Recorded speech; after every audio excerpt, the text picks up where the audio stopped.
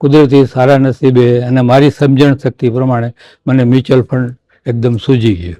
આપણા બચ્ચાઓને આપણે એજ્યુકેશન આપવામાં પૈસા દીધા, પછી મકાન લીધું, એને ભણાવવા જો. યુવાનીમાં તમે જે કમાવ છો એને ભલે તમે થોડોક તમારા પોતાના માટે થોડોક એન્ટરટેન માટે થોડોક તમે ભલે ખર્ચો કરો. લગભગ 75-80 વર્ષ થવા આવ્યા છે.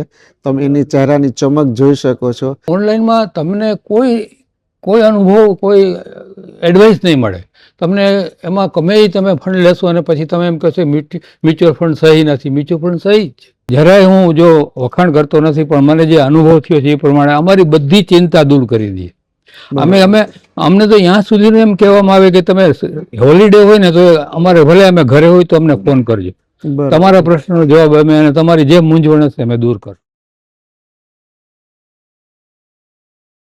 નમસ્કાર મિત્રો, જેમ તમે જાણો છો કે આજે DRS ફેમિલીમાં 3,500થી પણ વધારે ફેમિલી અમારી સાથે 20 વર્ષથી જોડાયેલા છે અને ઘણા લોકોએ બહુ સારું ઇન્વેસ્ટમેન્ટ કરેલું છે, એને બધાને સારું રિટર્ન મળેલું છે અને હવે સારી સંપત્તિનું સર્જન પણ થયું છે.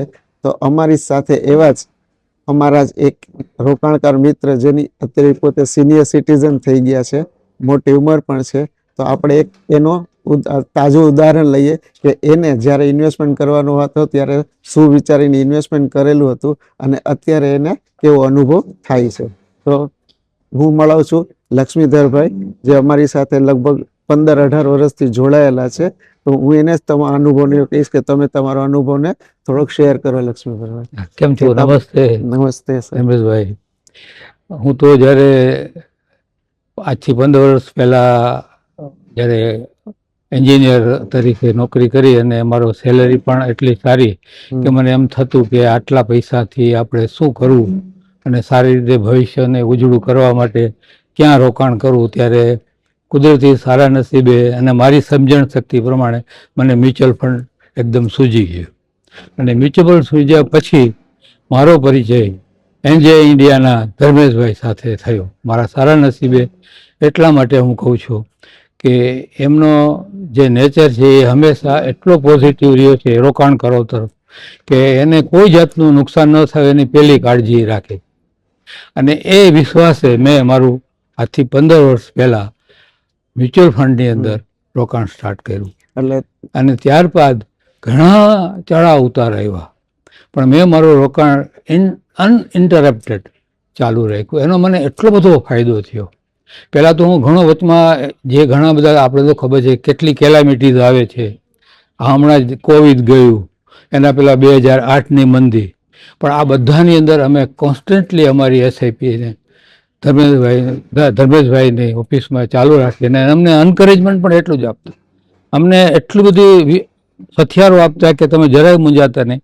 આ તમને અનેક ગણું રિટર્ન, ઉલટા તમને આમાં બેનિફિટ તમારા યુનિટ વધારે આવે છે. તમે અત્યારે પૈસાનું રોકાણ નીચામાં કરો છો, અમને સમજાવે. અને તમને હવે જે યુનિટ વધારે આવશે તો જ્યારે માર્કેટ ઊંચું જશે ત્યારે એ યુનિટની વેલ્યુએશન મલ્ટિપલ CAGRમાં ડબલ ટ્રબલ થઈ જશે. અને થઈ અમારી, કારણ કે આટલા વર્ષથી અમારું રોકાણ થયું છે. હવે અત્યારે જે છે તમે આટલા વર્ષ થઈ ગયા અને તમને અમારી સાથે જે અમારી સારી સર્વિસ, અમારી જે સર્વિસ છે કે અમારી સાથે જે કામ કરે અમારા એમ્પ્લોઈઝ, જે અમારો સ્ટાફ છે, એનો સ્વભાવ અને એના વાણી વર્તન કેવા તમને લાગ્યા? એક્સલન્ટ સાહેબ. એનું કારણ કહું કે જરાય હું જો વખાણ કરતો નથી, પણ મને જે અનુભવ થયો છે એ પ્રમાણે અમારી બધી ચિંતા દૂર કરી દઈએ. અમને તો ત્યાં સુધી એમ કહેવામાં આવે કે તમે હોલિડે હોય ને તો અમારે ભલે અમે ઘરે હોય તો અમને ફોન કરજો, તમારા પ્રશ્નનો જવાબ અમે અને તમારી જે મૂંઝવણ હશે અમે દૂર કરશું. બરોબર. અને બીજું કે સાહેબ, સ્ટાફની અંદર તો વાત ન પૂછો. કુનાલભાઈ છે કે બીજા બહેનો છે કે એ બધા, અમે હજી તો એમને જે વાત કરી એના પહેલાં તો એ લોકો કામકાજ ચાલુ કરીને તરત જ ફટાફટ અમારું સોલ્યુશન અમને વોટ્સઅપ પર આપી દે.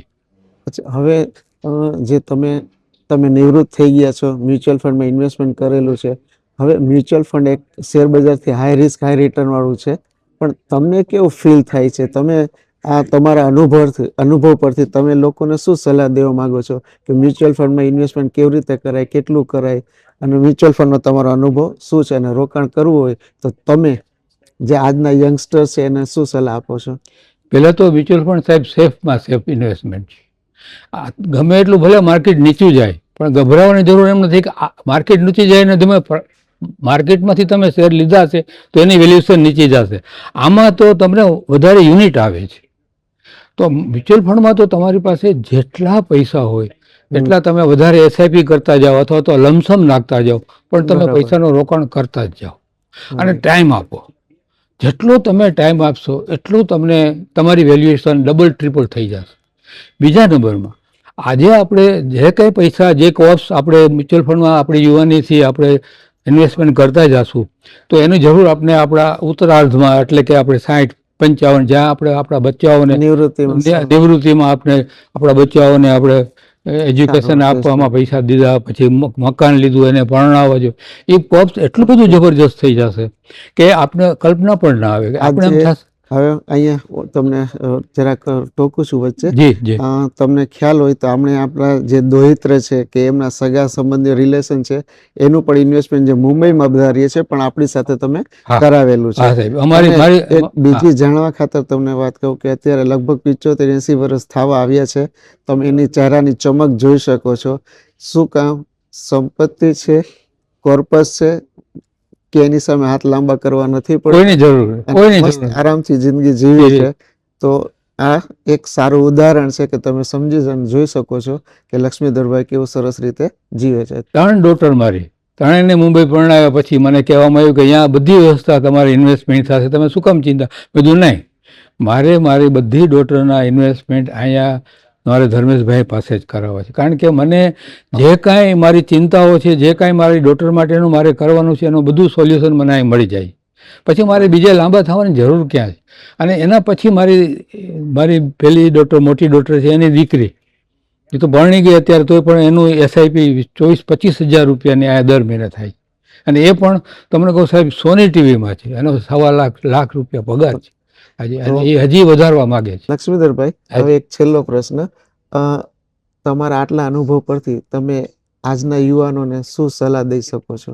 એ લોકોએ શું કરવું જોઈએ? હું તો યુવાનોને એમ કહું છું કે તમે યુવાનીથી તમારી યુવાનીમાં તમે જે કમાવ છો એને ભલે તમે થોડોક તમારા પોતાના માટે, થોડોક એન્ટરટેનમેન્ટ માટે થોડોક તમે ભલે ખર્ચો કરો, પણ હું તો કહું છું એ ખર્ચોમાં પણ બચત કરીને જેટલું બને એટલું તમે મ્યુચ્યુઅલ ફંડની એસઆઈપી, અને ખાસ કરીને એસઆઈપી શું કામ હું કહું છું કે એના અપડાઉનમાં તમને જે યુનિટો મળે છે એ યુનિટો તમને મલ્ટિપલ ગ્રોથ CGARમાં તમને આપી દેશે રિટર્ન.